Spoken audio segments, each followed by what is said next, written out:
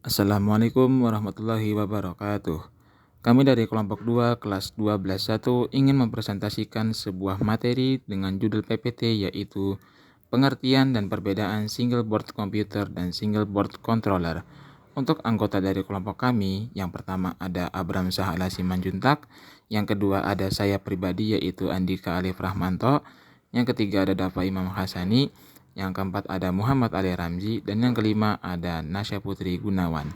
Untuk materi selanjutnya akan disampaikan oleh teman saya. Selamat menyimak. Apa itu single board komputer? Mengutip buku berjudul Pengantar Teknologi Internet of Things atau IoT Yudo Yunanto, Abdul Aziz 2019 di halaman 119. Pengertian single board komputer atau SBC adalah komputer dalam sebuah board dengan SBC. Semua pekerjaan yang membutuhkan komputer dapat dikerjakan dengan baik. Apa itu single board controller? Mengutip dari buku Embedded Controller for the 41814 Family, William H. Pine, 2012, halaman 17, single board controller adalah sistem papan tunggal yang dibangun di atas satu sirkuit cetak atau papan pembungkus kawat yang berbentuk dua dimensi. Fungsi single board komputer. 1. Prototyping dan pengembangan. SBC sering digunakan oleh pengembang untuk membuat prototipe perangkat baru atau sistem embedded karena desainnya yang kompak dan terjangkau. 2. Embedded system. Banyak SBC digunakan dalam aplikasi embedded seperti otomasi industri, robotika, dan perangkat IoT atau Internet of Things, di mana ukuran dan efisiensi energi sangat penting. 3. Edukasi dan pelatihan. SBC seperti Raspberry Pi dan Arduino banyak digunakan dalam pendidikan untuk mengajarkan konsep pemrograman elektronik dan sistem komputer kepada siswa. Yang keempat, media center. SBC juga dapat digunakan sebagai media center untuk streaming video atau audio dengan dukungan berbagai aplikasi seperti Kodi atau Plex. Yang kelima, server kecil. Beberapa SBC dapat dioptimalkan untuk menjalankan server kecil, misalnya untuk hosting web atau penyimpanan data. Lalu yang keenam, kontrol dan monitoring.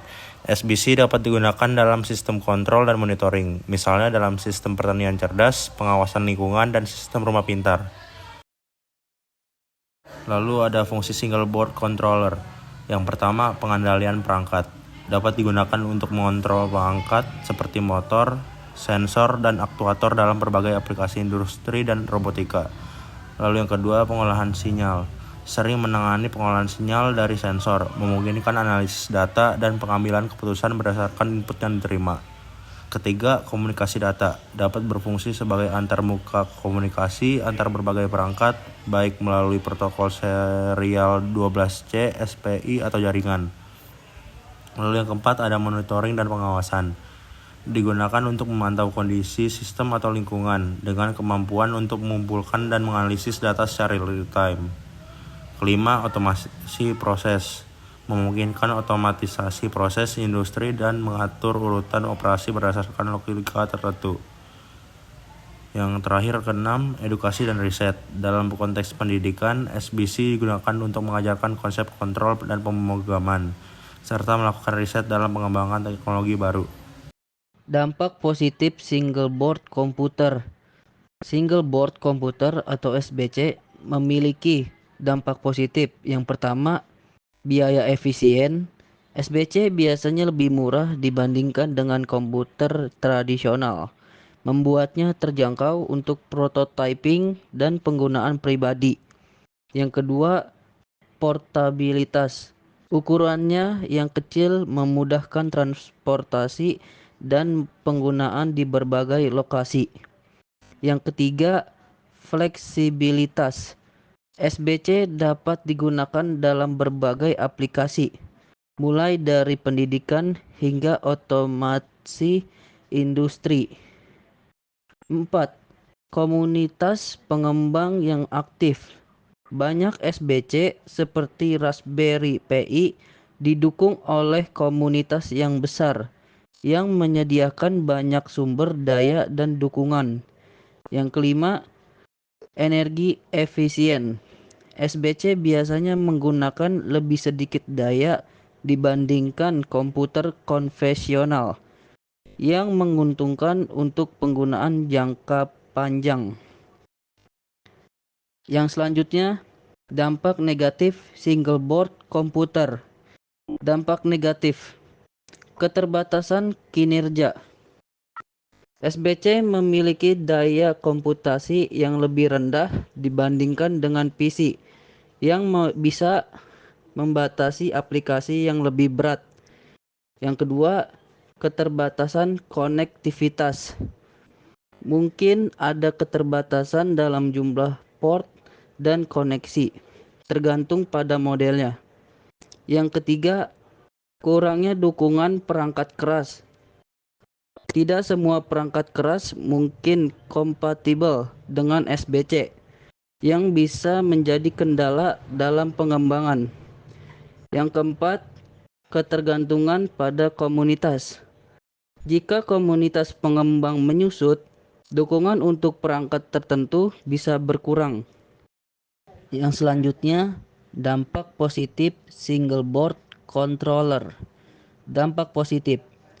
Yang pertama, otomasi dan efisiensi. SBC dapat meningkatkan efisiensi dalam proses industri melalui otomatisasi, mengurangi kebutuhan akan tenaga kerja manual. 2. Fleksibilitas dalam pengendalian dapat diadaptasi untuk berbagai aplikasi kontrol, dari robotika hingga sistem monitoring. Yang ketiga, peningkatan akurasi. Menggunakan SBC dalam pengendalian sistem dapat meningkatkan akurasi dan konsistensi operasional. Yang keempat, peningkatan kemampuan monitoring. SBC dapat digunakan untuk memantau berbagai parameter secara real time, meningkatkan pengambilan keputusan. Yang kelima, pendidikan dan penelitian.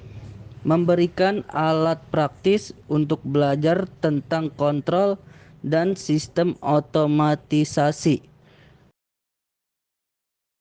Dampak negatif single board controller. Dampak negatif yang pertama adalah kompleksibilitas pengembangan. Pengembangan dengan SBC mungkin memerlukan keterampilan pemrograman dan elektronik yang lebih tinggi. 2. Keterbatasan dalam pengolahan data besar. SBC mungkin tidak mampu menangani data dalam jumlah besar secara efisien. 3. Potensi kerusakan perangkat. Dalam aplikasi industri, kerusakan atau kegagalan SBC dapat berdampak signifikan pada proses produksi. 4. Keamanan. Dengan semakin banyaknya SBC yang terhubung ke internet, ada risiko keamanan siber yang perlu diperhatikan. Oke, selanjutnya perbedaan antara SB komputer dan SB controller. Dalam aspek definisi, single board komputer atau SBC, komputer lengkap yang terintegrasi dalam satu papan sirkuit, mencakup semua komponen yang diperlukan untuk fungsi komputasi penuh. Yang single board controller itu microcontroller dengan periferal terpadu dalam satu papan, dirancang untuk tugas-tugas kontrol spesifik dan aplikasi embedded.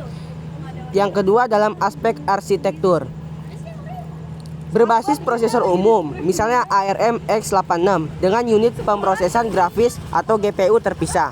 Itu khusus untuk single board komputer.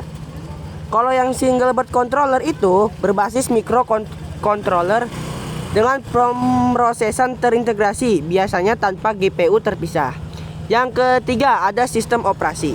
Menjalankan sistem operasi lengkap seperti Linux, Android, atau bahkan Windows IoT, mendukung multitasking dan manajemen sumber daya kompleks. Yang single board controller umumnya tidak memiliki OS, menjalankan firmware-nya atau bare metal programming. Beberapa mendukung RTOS atau real time operating system ringan. Untuk selebihnya kalian bisa baca di papan layar HP Anda ya.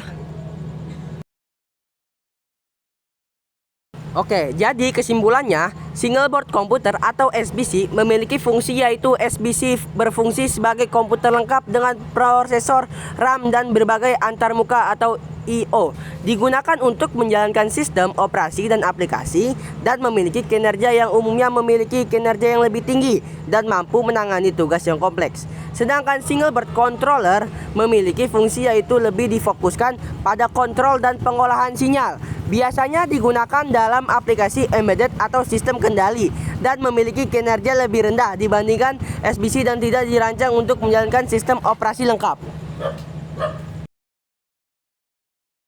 Ya, itu tadi adalah presentasi dari kelompok kami. Semoga apa yang sudah kami paparkan dan sudah kami jelaskan bisa dipahami oleh teman-teman sekalian.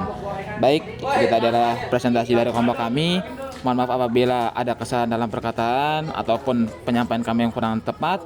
Kurang lebihnya mohon maaf. Wassalamualaikum warahmatullahi wabarakatuh.